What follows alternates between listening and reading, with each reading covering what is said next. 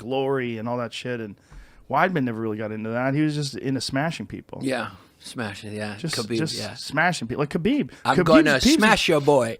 He's the perfect example. Khabib's the perfect example. The guy drives a Toyota. Yeah. Okay? He's worth fucking millions of dollars. He's the most dominant fighter in any weight class in the history of the sport. And he is as calm and as humble as can be while also being incredibly confident. Yeah. Yeah. And super religious. Yeah. Doesn't drink, doesn't smoke, doesn't party, doesn't do anything. He's just dedicated to smashing people. I'm going to smash your boy. Right, I'm going to smash your boy. When he said that? Alhamdulillah. I'm going to smash your boy. Somebody said to me, that's like Samuel Jackson in Pulp Fiction. You're like, oh, fuck. It's greater because it's not fake. Right. And he did it. Yeah, And he did it. smash him. And he, you know what the scariest thing that he ever said? He goes, I want to change his face. Yeah. I want to change his face. Yeah. Whew. How much is the mental bat? Did like Conor, when he fought Conor, it was like opposites going against each other, like that ultra humility versus that, like, you know, absolute boastful.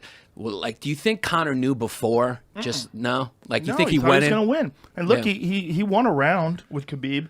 He won the third round, and that's probably the only round that Khabib lost in his entire career. Like, there's an argument that maybe he lost 1 or 2 rounds earlier that are real close, but I mean, he's 29-0. You have to understand how insane that is. And then you have to understand the weight class he's in. He's in the 155-pound weight class, which is arguably the most competitive in the history of the sport. Right. There's like, the arguments are like 45, 55, and maybe 70 are the most competitive weight classes ever. And he's the most dominant guy ever in the most competitive weight class. Yeah, I mean, he's a monster. he's a beast, man. And you're in that weight class and you know you got to fight him. You're like, Yeah. oh. Do you think? You question everything about yourself. Yeah. Do you think wrestlers on to that level have an advantage in MMA, like, because you're just eventually going to get your hands on a guy? Yeah, well, that's what he has an advantage in. Yeah. I mean, when he wrestles guys, when he grabs them, you could see the look in their face, like, oh my God, this is different. It's like an anaconda got you. Just different. Yeah. Well, look at his last guy that he fought is Justin Gaethje, who's a fucking killer, right? Yeah. Smashes Tony Ferguson, smashes Edson Barboza. I mean, he's a fucking beast and a really good wrestler too. Mm-hmm. But when Khabib got a hold of him, every time just drags him to the ground and almost submitted him at the end of the first round and then submitted him in the second round. Well, he said he wanted to submit. He didn't want to hurt him. Do you think that was true? Crazy? Yeah. He said, like, I didn't want to do it that way because his parents were there. Well, not I just mean, that's that. some fucking ill shit to say. Like, I'll just wait till next round, do it a little softer. Well, they were friends. Justin actually, they have the same manager, and Justin actually helped him cut weight earlier in his career. Because cutting weight is, I don't know if you ever spent some time in the sauna. I have. I did some shows in Sweden. Yeah. Yeah. There's a moment in the sauna that comes around like minute 13, 14, especially if it's like a hot like minute sauna, 3 for me. Yeah. When you start looking around, you look at your watch, you go like, fuck, like, how do I do this? I want to get out now, and you don't get out, you stay in, and so it's like you need support, and like a lot of times guys will have guys cut weight with them, and they'll come and sit with you and give you support because like. As much as Khabib is like, his mind is a fucking a vault, a bank vault. I mean, his mind is impenetrable. Even a man like him will use encouragement from other people and use support and love and friendship from other people. And Justin helped him cut weight. Wow. And I think they had a bond because of that.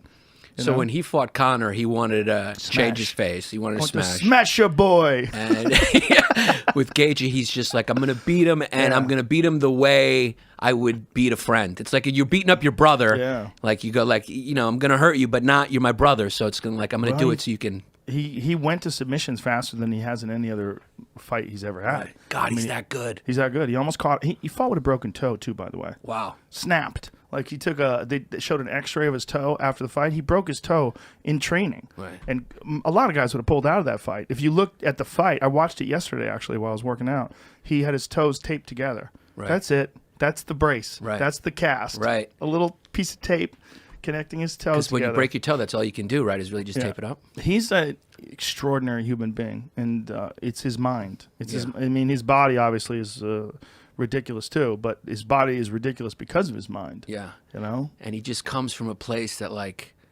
you know, what did Joe DiMaggio say? Like, that's rich guys can't make the big leagues. He comes from a place that probably, like, getting in the octagon is, like, the easiest thing he's done in his entire life. I mean, there's those videos of him as a kid wrestling bears. I mean, it's like, You got to get in the ring with him. You're going like, how can I grapple better than a bear?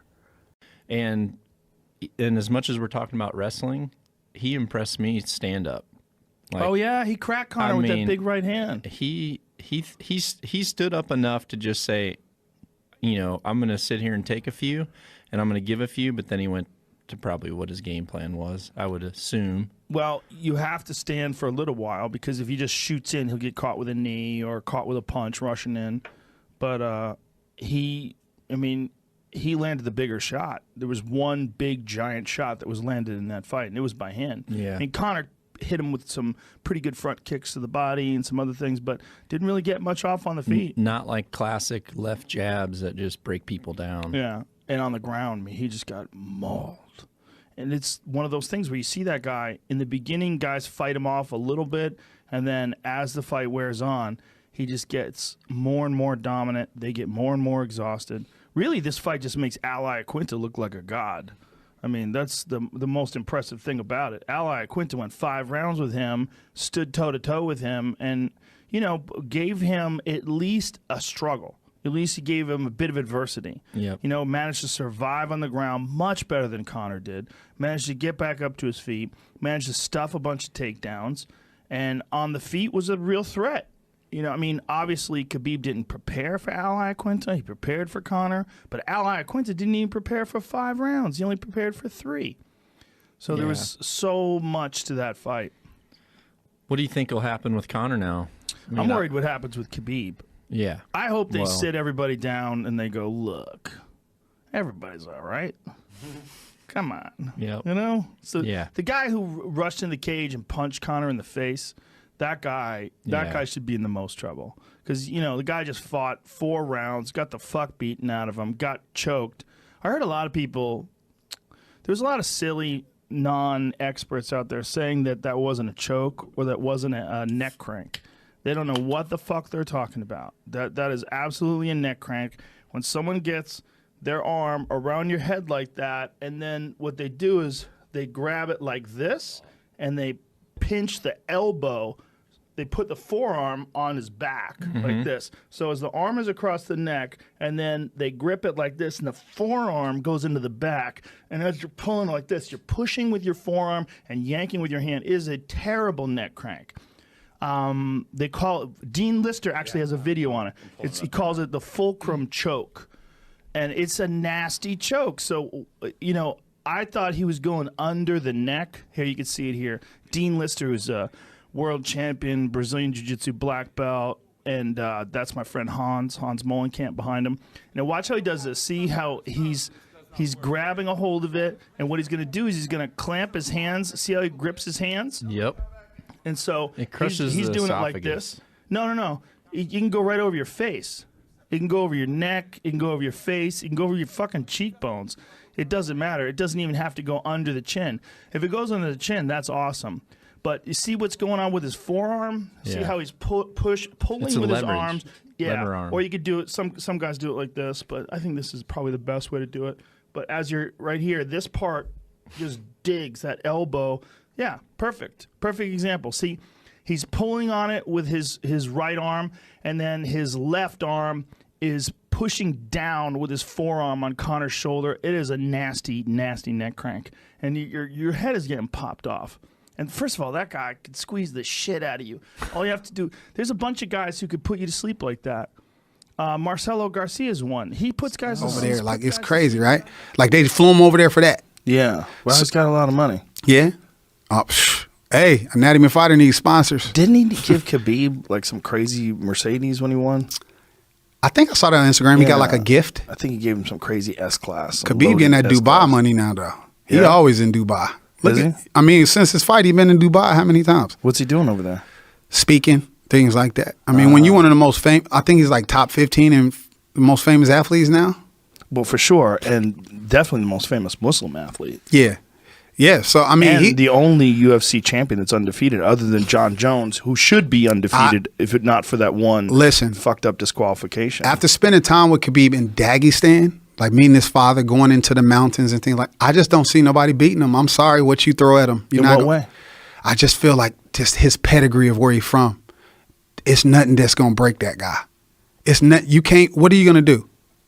I just don't think it's nothing you can do. After going to Dagestan and seeing how those people live and how their code and their values of how they live. In what way? What was so convincing? Well, just how strict the faith is over there, right? And they tie in everything they do to their faith.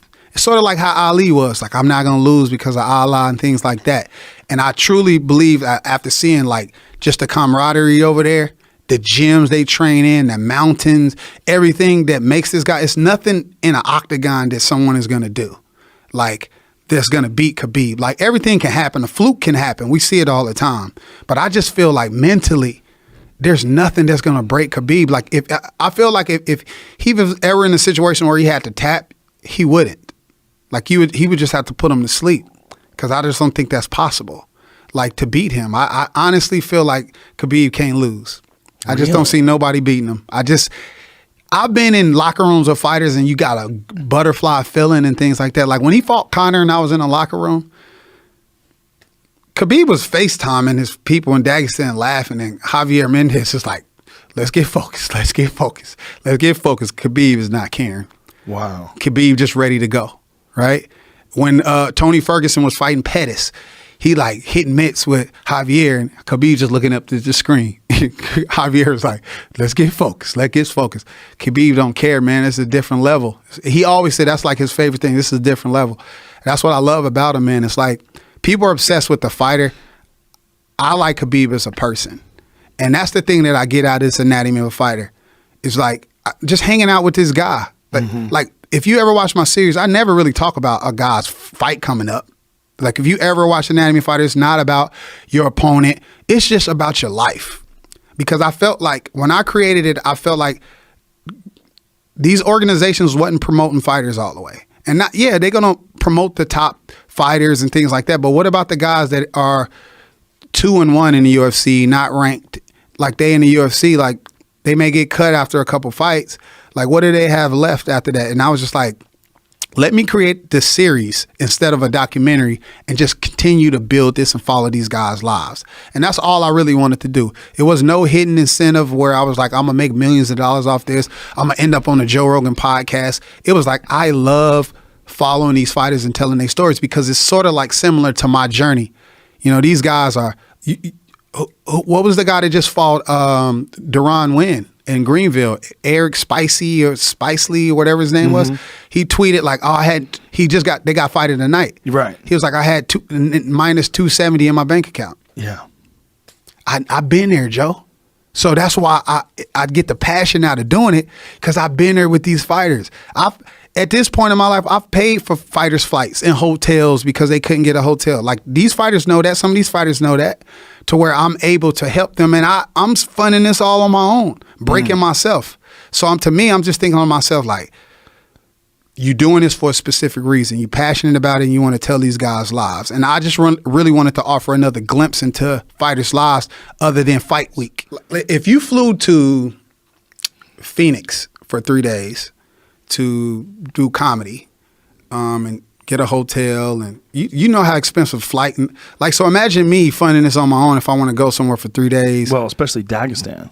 Yeah, shit like that. And where are you staying when you're in Dagestan? I was staying stayed at Khabib's family house. Oh, wow. Yeah. So I stayed, they put me like above a store, and he gave me a key. He was like, brother, lock this door at night, brother. Jesus Christ. He was like, don't go outside. Oh my God. I still went outside. Did you? Yeah, I still went outside. Where'd you go? I just was roaming, like walking around, just filming stuff. What's it like out in Dagestan when you're roaming the streets? Well, they never really seen black people over there. So I was like a little celebrity over there. And you're a big one, too. And they know I'm with Khabib, so I was cool with that. Oh, so they knew that? Yeah. Oh, okay. So you know, they're all you friendly with you? Yeah, they was chilling. Did they speak English? A couple people did. Yeah. A couple people did. Did they ask you questions? Yeah, they asked me questions. They obviously, I had already been with Khabib at that time. You know, that was past the Conor McGregor fiasco. So, right. You know, my channel get popular because of something like that. And they just watch anything Khabib related. Khabib got some crazy fans, man. And how many people live in Dagestan? Man, I don't know. Jamie, pull that up. I saw, did you always want to say that? Yeah. I saw some of the videos of people celebrating when he won. It was fucking crazy, man. The was streets, nuts. they're honking their horns and When he leaning out won their the windows. title or when he beat Conor? When he beat Conor. Yeah, that was crazy. 2.9 million. Yeah, okay. Cool. So it's it's a city, but it's essentially like It's nestled big. in the mountains. Yeah, it's big. The mountains are like right next to it or something? Yep. Like sort of like Denver? Well, when we went to his mountain village, we had to drive like 2 hours to get there. Oh, really? Yeah. Like we had to go on the borders of Chechnya. I had to get another visa. Oh, wow. Like just to get through that checkpoint. I'll never forget, like we got to the checkpoint and we had to all give them our stuff. And then Khabib was like, get out. And the dude was like, get out. The army guy with his gun. And then I get out and I come around the car and Khabib is like, get your camera, brother. Right? And then he was like, they want to take a picture with you with the camera. I was like, oh thank God. Like, what the hell y'all about to do? Yeah, it's I caught like a bad case of diarrhea while I was over there because I was eating nothing but meat. I was trying to do keto while I was over there. And listen, the toilets are just a hole in the ground. Do you have to squat? Yeah, you got to squat and pull a string or whatever. Oh, Jesus. So I remember like we was driving from his village that was like my last night there.